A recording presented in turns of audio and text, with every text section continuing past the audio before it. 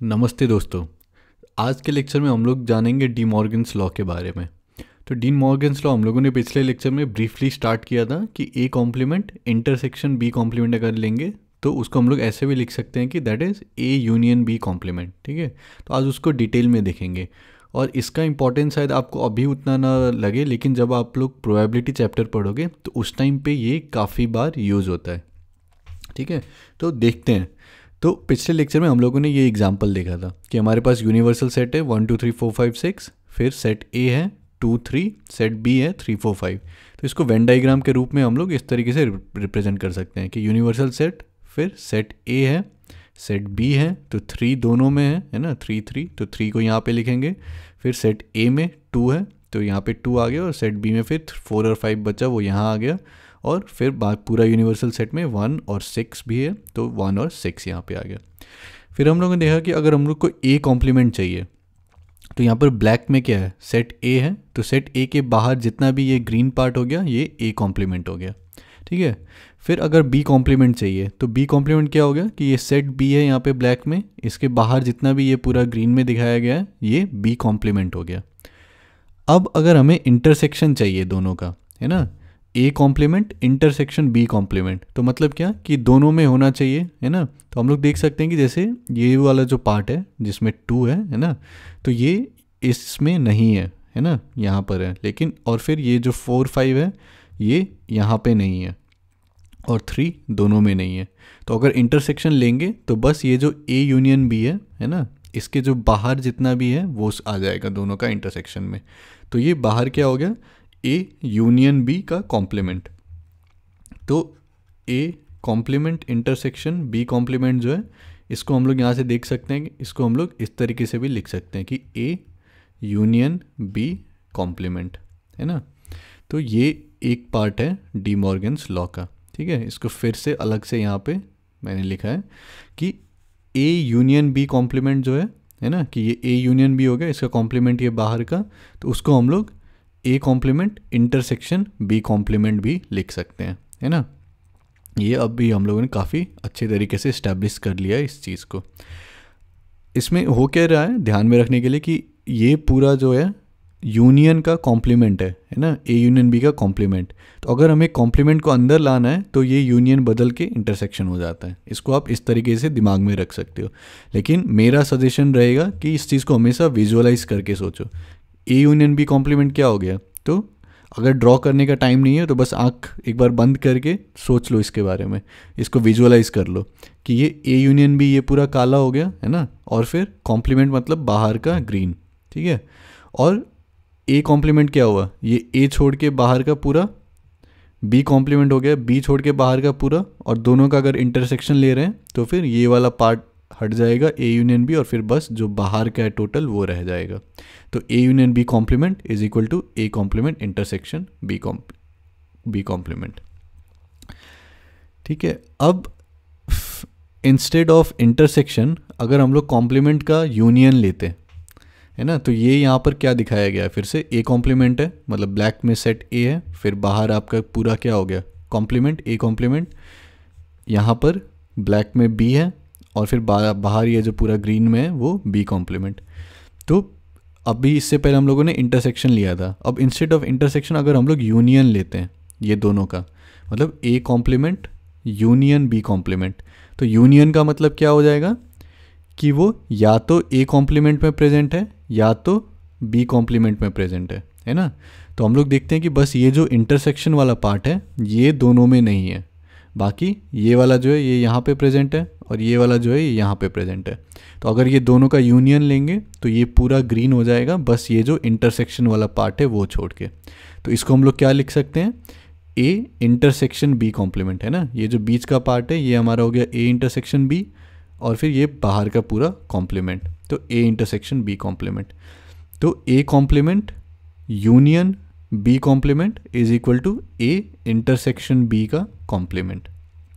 ठीक है, तो अभी जो दो चीज़ हम लोगों ने देखा है ना, दो चीज़ जो हम लोगों ने इस्टेब्लिश किया है उसको अगर समराइज़ किया जाए तो सबसे पहले हम लोगों ने किया कि अगर ए यूनियन बी कॉम्प्लीमेंट है ना, तो ए यूनियन बी कॉम्प्लीमेंट तो वो हो जाएगा ए कॉम्प्लीमेंट और ये यूनियन चेंज हो जाएगा इंटरसेक्शन में, A complement intersection B complement. ठीक है, ये पहला पार्ट था।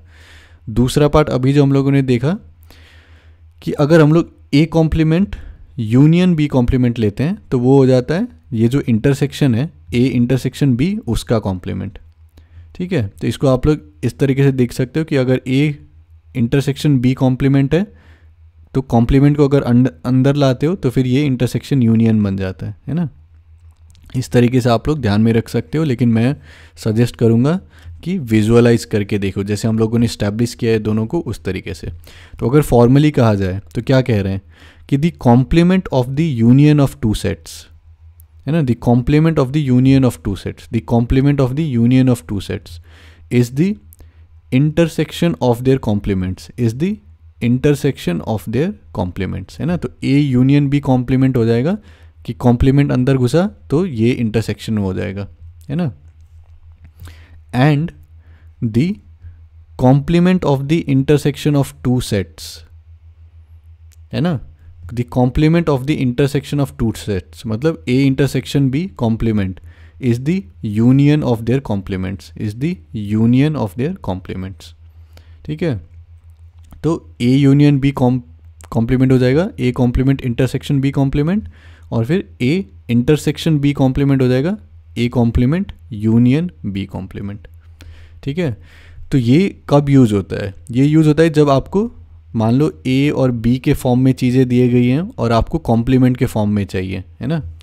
तो फिर अगर आप ए यूनियन बी कॉम्प्लीमेंट है तो A complement intersection B complement में जा सकते हो। अगर ए इंटरसेक्शन बी कॉम्प्लीमेंट है तो आप फिर A complement union B complement में जा सकते हो। तो ये जब इसका और एप्लीकेशन देखोगे तो और ज़्यादा फील आएगा। ठीक है, लेकिन अभी तक हम लोगों ने जैसे ये रिलेशन को इस्टेब्लिश किया है, ये सारा डायग्राम्स देके वेन डायग्राम्स, इसको आप लोग खुद से एक बार ट्राई कीजिए। ठीक है, तो कुछ यहाँ पर सारे मैं लॉज लिख देता हूँ, कुछ काफ़ी ट्रिवियल हैं। जैसे पहला ए यूनियन ए कॉम्प्लीमेंट, है ना, तो क्या होगा, ये ए हो गया, इसके बाहर का ए कॉम्प्लीमेंट हो गया। तो अगर आप यूनियन ले रहे हो तो क्या होगा, या तो ए में प्रेजेंट है या तो ए कॉम्प्लीमेंट में प्रेजेंट है ना, तो वो हो जाएगा हमारा यूनिवर्सल सेट। तो अगर ए यूनियन ए कॉम्प्लीमेंट ले रहे हैं तो हमारा पूरा यूनिवर्सल सेट आ जाएगा। ठीक है, ये एक चीज़ हो गया।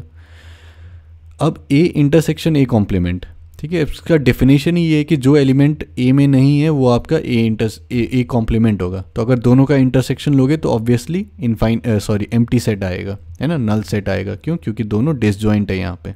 ठीक है, तो ये भी काफ़ी ट्रिवियल है। फिर हम लोगों ने डी मॉर्गन्स लॉ देखा कि ए यूनियन बी कॉम्प्लीमेंट, तो A complement intersection B complement. ठीक है, और अगर ए इंटरसेक्शन बी का पूरा कॉम्प्लीमेंट है तो फिर अगर कॉम्प्लीमेंट अंदर आएगा तो ये इंटरसेक्शन यूनियन हो जाएगा, A complement union B complement. और फिर ये हम लोगों ने देखा था कॉम्प्लीमेंट का कॉम्प्लीमेंट लोगे तो कॉम्प्लीमेंट क्या है यहाँ पर, ए कॉम्प्लीमेंट, इसका कॉम्प्लीमेंट लोगे तो ये सेट ए फिर से वापस मिल जाएगा। ठीक है, ये सब काफ़ी ट्रिवियल है, इसके बारे में थोड़ा सा सोचिएगा, चमक जाएगा। अब law of empty set and universal set, आप अगर एम्प्टी सेट का कॉम्प्लीमेंट लेते हो तो क्या आ जाएगा, यूनिवर्सल सेट, है ना। क्यों? क्योंकि एम्प्टी सेट में कोई भी एलिमेंट नहीं है तो उसका कॉम्प्लीमेंट मतलब सारा एलिमेंट्स आ जाएगा, तो वो यूनिवर्सल सेट हो जाएगा। और अगर यूनिवर्सल सेट का कॉम्प्लीमेंट लेते हो तो यूनिवर्सल सेट में सारे एलिमेंट्स हैं तो उसका कॉम्प्लीमेंट मतलब कोई भी एलिमेंट नहीं है, तो वो एम्प्टी सेट हो जाएगा। ठीक है, तो ये सब ट्रिवियल चीज़ें हैं, थोड़ा सा सोचिएगा, समझ में आ जाएगा। तो मेन जो इससे ध्यान में रखना है वो है ये डी मॉर्गन्स लॉ। ठीक है, और जैसे जैसे और प्रैक्टिस करोगे इसका यूज़ और समझ में आएगा, और जब प्रोबेबिलिटी का चैप्टर्स पढ़ोगे तब और ज़्यादा समझ में आएगा कि यूनियन से इंटरसेक्शन में जाना है। ठीक है, तो हम लोग ये यूज़ कर सकते हैं, या फिर इंटरसेक्शन से आपको यूनियन में जाना है, तो ये सब चीज़ काफ़ी यूज़फुल होता है। ठीक है, तो सेट्स का चैप्टर अभी तक हम लोग जो भी पढ़ रहे हैं ये बेसिकली आपको सारे टूल्स प्रोवाइड कर रहा है। ठीक है, और ये आप अपने जीवन भर जब तक मैथ्स पढ़ोगे तब तक ये सारे जो टूल्स हैं ये आप अलग अलग तरीके से इम्प्लीमेंट करते रहोगे। ठीक है, हम लोगों ने काफ़ी सारे चीज़ अभी तक सीख लिया है। तो अगर आपको कुछ भी डाउट्स है अभी तक तो कमेंट्स में लिख दीजिए। ठीक है, और नेक्स्ट लेक्चर से हम लोग और आगे और कुछ बचे हुए हैं चीज़ें पढ़ने के लिए, वो हम लोग और सीखेंगे। ठीक है, तो मेरा आपसे रिक्वेस्ट यही रहेगा कि एनसीईआरटी में जितने भी एग्जाम्पल्स हैं वो सारे सॉल्व कर लीजिए, सारे एक्सरसाइज प्रॉब्लम सॉल्व कर लीजिए। कहीं भी कुछ डाउट होता है तो कमेंट्स में लिखिए, ठीक है। और सब कुछ को वेन डायग्राम के थ्रू विजुअलाइज करिए, ठीक है। तो काफ़ी आसान हो जाता है सब सारा सेट्स का प्रॉब्लम सॉल्व करना।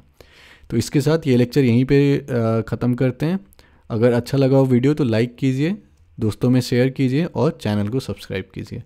धन्यवाद और मिलते हैं नेक्स्ट लेक्चर में।